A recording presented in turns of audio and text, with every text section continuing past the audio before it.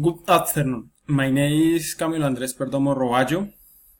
I born in Villavicencio City.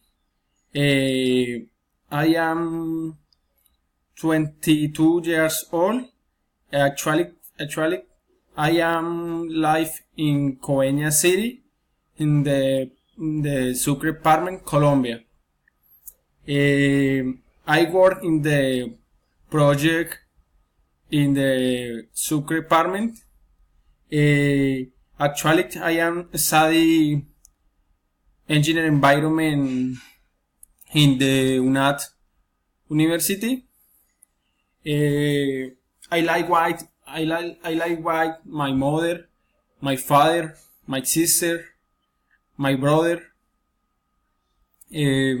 My hobbies is play soccer, listen to music, read book. I like swimming. I like to new.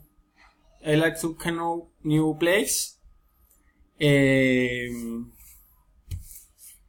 um, in the picture, you can see that it's one of the place, on the places that I always wanted to know. Very it is located very close to the municipal in the Sucre, in the Coveñas Tolu. It is incredible place. It's a friendly hotel, white environment. Outside it is a unique place to know.